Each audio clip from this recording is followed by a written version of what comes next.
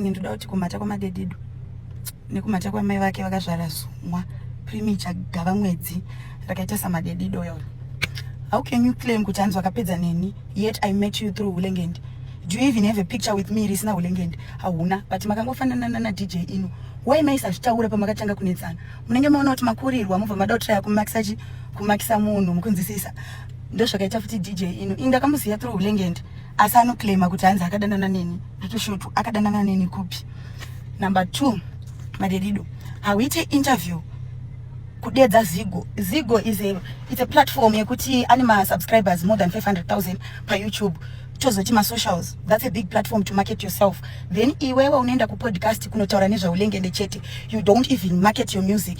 Kuita interview 45 minutes ushingotaura nezva Hulengendi. You failed. Yet iye akataura nezvako pa interview mukupfura akati madhedhedhu ndakamunyorera ma songs.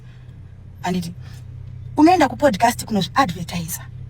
Wobva pa podcast ipapo ne mafans like ngende unonga usingamziyi. Pakaenda kwa Ola akatogaina mafans because akaona opportunity yekuzvimarketa kuratidza vanhu rimwe side rake achitaurawo mindset yake kuti vanhu vaunotaiwa. Munhu akatongwara anototaura zvinhu zvinonzwisisika and stuff like that. Akaita futi imwe interview na Zigo. Akazvimarketa akataura about zvinhu zvakawanda stereke. Iwewe interview yako yese yange iri ungotaura Hulengendi. Number 3, the reason why you are bitter, it's because imimi makashandira mahara pamakarira pacho. Hamuna kukwanisa kuita mari nemusic. Haipi yako madhedhedhu yo pawakarira kakuyakuzkurira wakaenda viral. Ukunzwisisa. You can spell, haugona unyora, kana ukanyora unonyora zvakabatana. Hauna Facebook account, hauna TikTok, hauna YouTube, hapana chaunacho, ungori mata. Hauna zvinhu zvese izvo zvoma apparatus yekushandisa kuti uwane mari nemusic. Ndo zvinotoradza kuti music yacho wakatongohakira utoinzwisise wanzwisisa. Chiri kukubhowa inde chekuti ngende ari kuwana mari nemangoma. Wobva watanga kuti ngende ndinomukunda kuimba hang maworks ngataure ndiri kuburitsa video musi Friday rakasponswa na Passion Java kuita mubatanidzwe vanhu vakapera. Passion Java waya anotonyadzisa kutoti hanzi ndiri kusponswa na Passion Java. Munhu akatoperawo zvake kusvika pakutizwa nemukadzi. Kusara usina mafans zvese nemukadzi munhu anofanira kusarawo newe achikusupport akatiza makuita mubatanidzwe vanhu vakapera kutovhura company. Iwe wakuitwa managing director wecompany chapererwa stock exchange, chapererwa football club kuita mubatanidzwa cooperative yekushaya yevanhu vakapera. Aukompite kuti hanzi ndiri kushuta video rakaipa. 1 video rausina kubhadhara, 2 risina charuri kukuwanisa because video racho rikuiswa pa account ya Passion Java. Ende masongs ako anotaura kuti hanzi mahit. Attack maJapanese yacho yakatoti yawakanyorerwa futi wakanogova wakaita collab na Enzo Aisha. The moment kana ukaita hit 1 zvakafanana na Ngende akaita hit fadza madzimai achiri ne hit 1, he started getting bookings kubva musi iwoyo. Why? Because akaimba ega.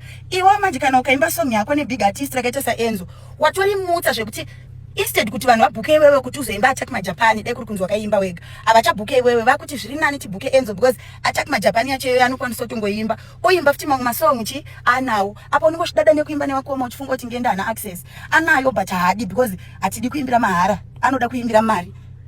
Anditi video rauri kudada nawo kuita rekusponsor song yacho futi ndiye kudzokorodza meaning haukwanise kuita mamwe masongs manyowani. Ngende masong akanawo vompovaya mukatonzwa vompovo ne Attack maJapan unotonzwa kuti mapatana Ngende waiziya masong Ngende anokwanisa kudzokorodza masong ake kudhara but ane mamwe futi manyowani. Iwe uri kuramba uchidzokorodza masong because hausisina zvekuimba. Saka iwe unofanira kutongokumbira regerero kuna Ngende ndibaba vako pa music wodzidziswa kutsvaga mari kutsvaga mari nemusic because ma hit song acho aunoclaima iwayo hasi ma collab. 1 collab yange tongori yako ndiyakuna Enzo mamwe esana manake ana bacha ndiashoni shoni wayo anesa masong pachane pake. Iwe wechero kuti upiwe split, I'm not even sure kuti split racho unotoriziva kuti chi. Iwe ukwanisa upiwa kana split because una DistroKid una email uri kungoimba wopiwa ka $400 uti ndiri kurira ndaimba nemunhu anopisa. Waimba nemunhu anopisa iye acharamba achiwana mari nesong iyoyo forever.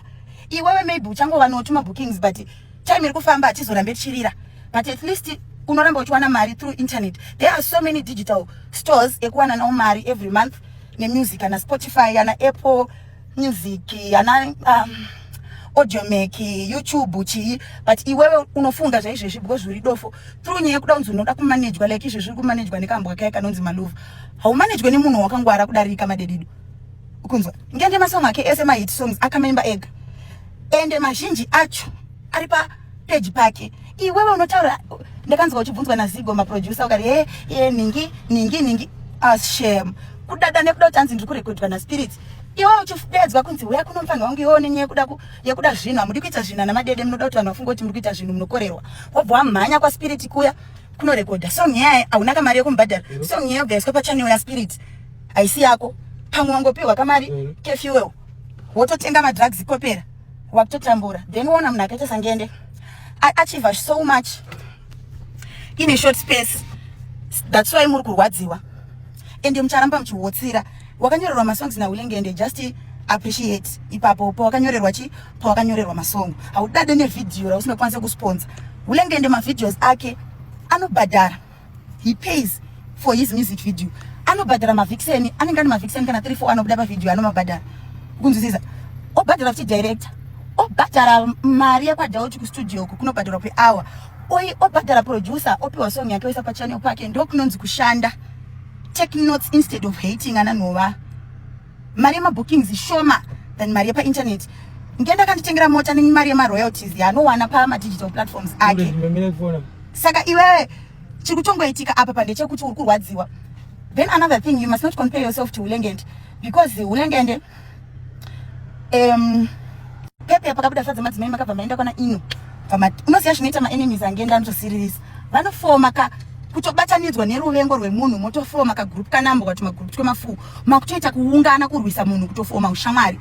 Pepe makabva maenda bva manoimba kwa DJ ino handingafadze madzimai ndisati ndafadza amai vako iwewe ndovanoda kufadzwa newe because ihure rakapusa.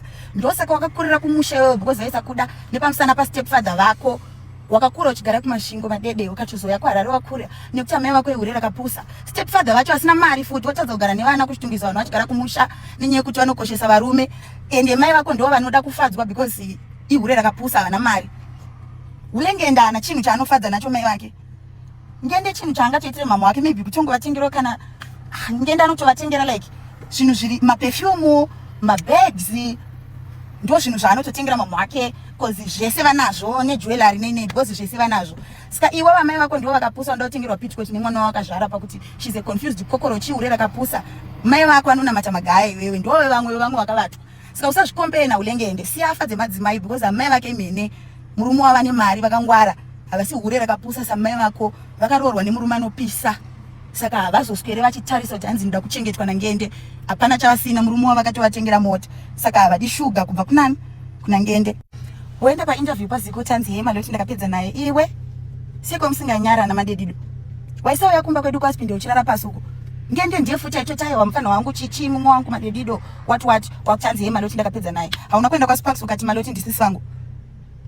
Iwewe wakadherera mukomana wangu anditi inini ndiri munhare loyal ndikati handitaudza